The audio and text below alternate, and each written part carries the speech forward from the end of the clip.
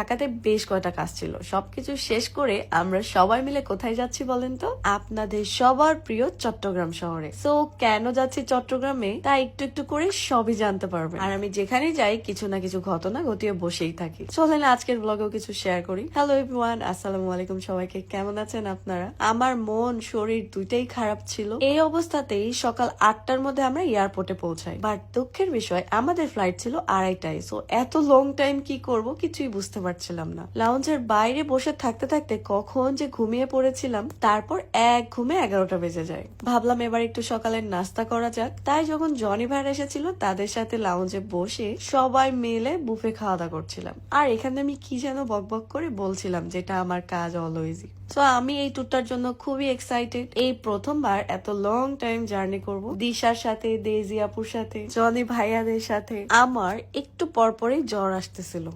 কিন্তু যত যাই হয়ে যাক মুখে আমার হাসি থাকতেই হবে, পোজ পাজে থাকতেই হবে। আমার এই ফেস দেখে কি বোঝার উপায় আছে 102 ডিগ্রি জ্বর নিয়ে যাচ্ছি? মোটেও না। অনেকেই বলে না ঘুম ভালোবাসি রে, আর আমি ঘুরতে ভালোবাসি রে। সবকিছু জায়গা হলেও আমার ব্যাগের জায়গা কেন হয় না এটাই আমি বুঝি না। গ্রামের চাচাতো বোন যখন প্লেনে ওঠে ব্যাগের জায়গা না হইলে তো কি হয়েছে, পায়ের কাছে রেখে দিই। অনেকেই আমাকে বলেছিল চট্টগ্রাম বিমানবন্দর নাকি অনেক সুন্দর। আমি এই প্রথমবার ঢাকা টু চট্টগ্রাম ফ্লাইটে যাচ্ছি। আর ফ্লাইটে উঠলে আমার যে কাজটা সব থেকে বেশি হয়, কান ধাপা ধরে যায়। ভাইরে ভাই, তার উপর লেগেছিল আমার ঠান্ডা। আমি কি করব বলেন? সবাই এটা নিয়ে অনেক মজা নিচ্ছিল। কিছুই করার নাই, আমাকে তো একটু ভাব নিতেই হবে। ঢাকা টু চট্টগ্রাম খুব একটা টাইম লাগে নাই, আধা ঘন্টার মধ্যে আমাদের ফ্লাইট ল্যান্ড করে। তবে যাওয়ার সময় এত সুন্দর সুন্দর দৃশ্য দেখতে পাই, প্রকৃতির সৌন্দর্য আসলে অপরূপ। ফাইনালি চট্টগ্রাম বিমানবন্দর আমরা সবাই মিলে চলে আসলাম। আমি চট্টগ্রামে ঘুরতে আসা নিয়ে অনেক বেশি এক্সাইটেড ছিলাম, কিন্তু এখান থেকে যখন আমি হোটেলে যাই তারপরে আর দুই চোখ মেলে কিছুই দেখতে পাইনি।